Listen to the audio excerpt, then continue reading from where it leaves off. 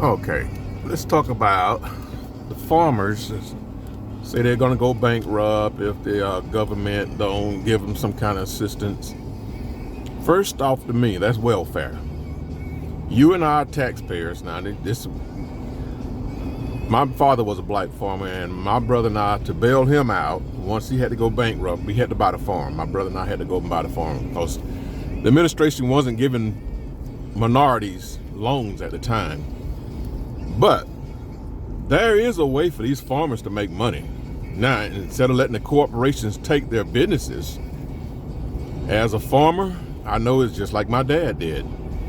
When you belly up and you can't afford to pay for your farm and your equipment and you going belly up, instead of letting the big guy take your money, sell off your land to individuals so you can have some money to operate. You can't, we're talking about the guys that's got anything above 200 to 300 acres. If you got 200 acres, you've pretty much been working out your pocket anyway. The big corporate guys, they work from anywhere from 500 and 600 acres to 13,000 acres. You go out into Texas, you're talking about big farms. Sell that land to the little man. Sell him a couple hundred acres. Sell the middleman, anybody but the government, sell that land to them. And that'll bail you out of your situation until the current president gets out of the office, because what he's trying to do is get it for the big corporations to take your farm. So if it was me and I didn't have my land tied up, but the equipment was going to go back to the whoever, you can come get that equipment, but this land I'm fixing to sell off to individuals and recoup some money, buy some equipment, and don't be in the hold. But again, the minorities, the average minority, don't put their land up against farm equipment, and they don't put their land up against fertilizer and seeds. It's all out of the pockets from the previous years. But these guys that are hollering, "Oh, we're going to go bankrupt," you're heading belly up. There's no doubt about that. You already see the reading, the handwriting on the wall. But before I would let the corporations come in and buy up and take my property, I would sell off some of my acreage to the average American and say, okay, I just got to give up some. To hold on to something, I got to give up something. But these guys are wanting welfare. And I feel if you give the farmers, if you bail the farmers out, what about the average guy that's struggling right now? He needs a bailout too. So hey, if you give the farmers, let's just say $10,000 an acre, then the average everyday American should receive $10,000 per person in that household.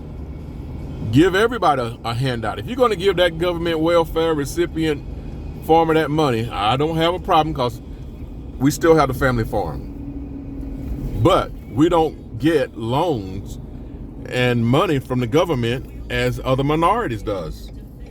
These guys get to get money. You wouldn't believe how under the table. That's why they had the black farmers lawsuit that took all the money that had to, well, they didn't take it. They had to take them to court to get fundings.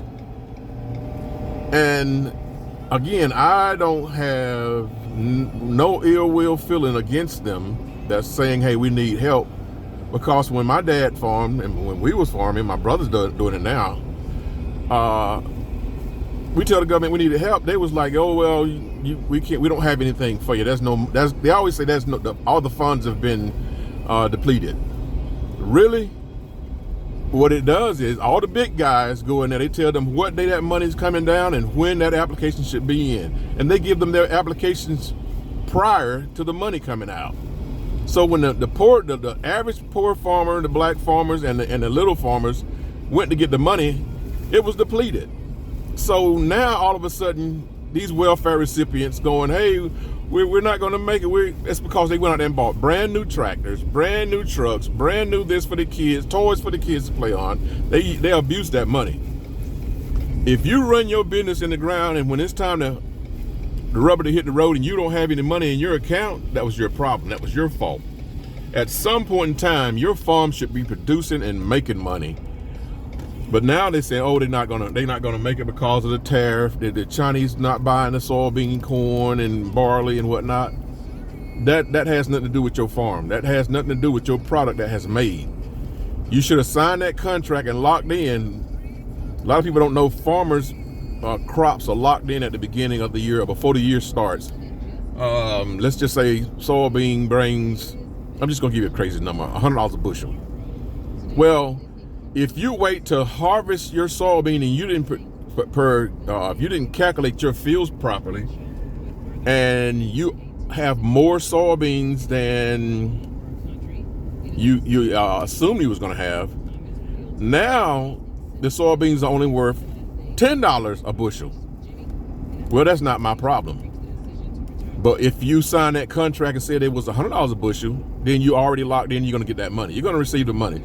Some of these farmers are playing the system because they know they can suck money from the taxpayer's pocket, and you gotta be able to read between the fine lines.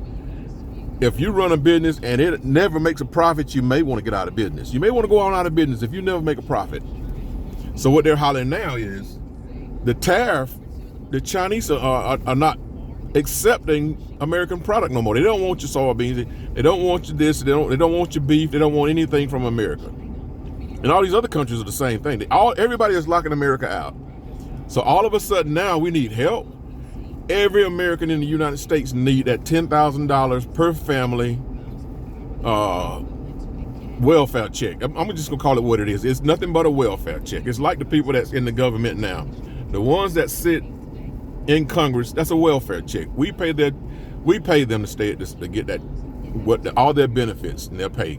It's welfare recipients. But that's just how I look at it.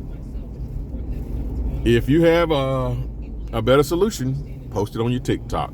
Later.